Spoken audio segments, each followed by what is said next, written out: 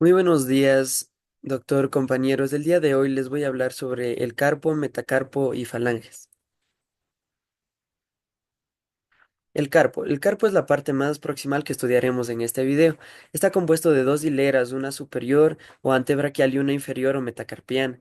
Estos huesos presentan una forma cúbica, a consecuencia cuentan de seis caras, a excepción de los huesos piramidal, pisiforme y ganchoso. Las caras anterior y posterior de cada uno de estos huesos son rugosas y corresponden a las caras palmar y dorsal de la mano. Las caras superior, inferior, laterales o mediales son articulares, exceptuando las caras laterales o mediales de los huesos situados en los extremos.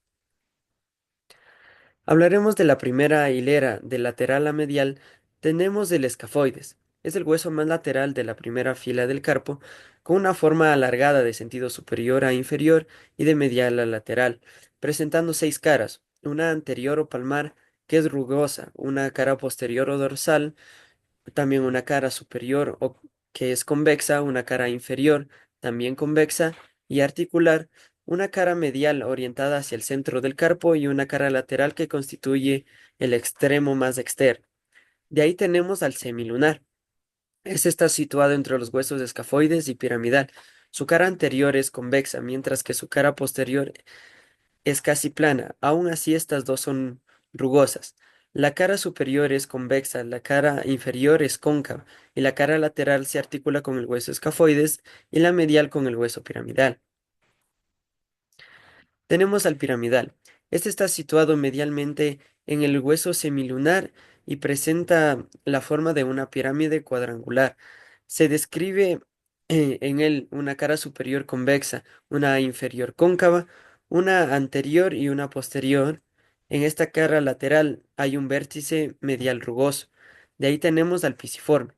Se trata de un hueso irregularmente redondeado que presenta una cara articular posterior, lateralmente un surco poco profundo en relación con la arteria cubital, anteriormente la superficie de inserción del músculo flexor cubital del carpo en su parte superior y del músculo abductor del meñique en su parte inferior. De ahí tenemos a la segunda hilera. Primero tenemos al trapecio. Es el hueso más lateral de la segunda fila. Se describe en él una cara anterior, una posterior rugosa, una cara superior articular cóncava, una inferior convexa y una lateral rugosa, a su vez con su cara medial. De ahí tenemos al trapezoide. Este está situado entre el hueso trapecio y el hueso grande. Sus caras anterior y posterior son rugosas, su superior es cóncava y su lateral es convexa. Su cara medial también es cóncava. De ahí tenemos al hueso grande. Es el hueso más voluminoso de los huesos del carpo. Es alargado de superior a inferior, correspondiente al eje mayor de la propia mano. La cara posterior es prolongada inferiormente por medio de un satélite. La cara superior es convexa, la cara inferior constituye una superficie articular, la cara lateral se une superiormente al hueso escafoides, la cara medial presenta una superficie articular destinada al hueso ganchoso. De ahí tenemos al hueso ganchoso. Presenta una forma de un prisma triangular, por lo tanto consta de cinco caras. La cara anterior presenta un satélite en forma de gancho, de ahí su nombre. La cara posterior del hueso ganchoso es rugosa, la cara inferior es articular, la lateral se articula con el hueso grande y la supramedial es convexa. De aquí, como dato extra, tenemos que la arquitectura de estos huesos del carpo está formado por un tejido óseo esponjoso, cubierto por una delgada lámina de tejido óseo compacto.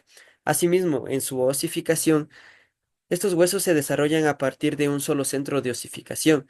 Sin embargo, debe exceptuarse el hueso escafoides, que resultaría, según Lebeduc, de la soldadura de dos piezas óseas primitivas distintas. De ahí pasamos a los metacarpianos. El metacarpo constituye el esqueleto de la palma y el dorso de la mano. Este tiene cinco huesos largos o metacarpianos que se articulan superiormente con los huesos de la segunda fila del carpo e inferiormente con las falanges proximales de los dedos. Los espacios limitados entre ellos se denominan espacios interóseos. De lateral a medial reciben el nombre de primero, segundo, tercer y cuarto y quinto metacarpianos. Ya. En los metacarpianos podemos observar lo que vendría siendo la cabeza. Esto describe una curva con cavidad anterior y posee una forma prismática triangular, por lo que presenta una cara posterior ligeramente convexa, dos caras lateral y medial, dos bordes lateral y medial y un borde anterior cóncavo. De ahí su cuerpo o diáfisis. El cuerpo del hueso metacarpiano es una superficie cuboide. Presenta una cara superior, dos caras laterales y mediales, una cara dorsal y una cara palmar. Base. Esto representa el extremo inferior del hueso metacarpiano. Es aplanada de lateral a medial y presenta una cara inferior convexa y articular, dos caras laterales y mediales, una cara dorsal rugosa, una cara palmar ocupada en gran parte por la superficie articular. Ahí tenemos al primer metacarpiano. Es el más corto y voluminoso de todos. Es aplanado de anterior a posterior. Su base no presenta superficies articulares y la superficie articular de su base es relacionada con el hueso trapecio. Es cóncava de anterior a posterior y convexa transversalmente. El segundo hueso metacarpiano es el más largo de todos los huesos metacarpianos. Su base está bifurcada en dos tubérculos, lateral y medial, y no presenta carilla articular lateral. La cara dorsal de la base presenta su parte lateral una impresión triangular en la que se inserta el músculo extensor radial largo del carpo. El ángulo superior de esta superficie de inserción presenta un satélite agudo que algunos autores denominan apófisis estiloide del segundo hueso metacarpiano. Tenemos el tercer y cuarto huesos metacarpianos. Cada una de las caras lateral o medial correspondientes a la base presenta superficies articulares. La parte dorsolateral de la base del tercer hueso metacarpiano se prolonga superiormente formando una apófisis estiloide del tercer hueso metacarpiano. El músculo extensor radial corto del carpo se inserta en la cara dorsal del hueso en la base de la apófisis. El cuarto hueso metacarpiano es mucho más delgado que el tercero. Y aquí tenemos el quinto hueso metacarpiano. Su base presenta una sola carilla articular lateral. La cara medial de esta base presenta un tubérculo destinado a la inserción del músculo extensor cubital del carpo. De ahí pasamos a las falanges. Las falanges de la mano son un grupo pequeño de huesos que conforman los componentes óseos de los dedos de la mano. Aunque las falanges son de un tamaño pequeño, estas se clasifican como huesos largos debido a sus características morfológicas. Cada uno tiene, cada mano tiene 14 falanges, donde cada dedo tiene tres falanges, una proximal, medial y otra distal, a excepción del pulgar que solo tiene dos falanges, la proximal y la distal. Estas están unidas entre sí por articulaciones interfalángicas y vascularizadas a través de las ramas nutricias de las falanges. Aquí tenemos las falanges proximales. En esta se presentan varios ligamentos que se insertan. Uno de los más complejos y relevantes es la aponeurosis distal, que une al tejido subcutáneo adyacente con las estructuras vasculares y nervios de las falanges. De ahí tenemos a las falanges medias, también conocidos como falanginas.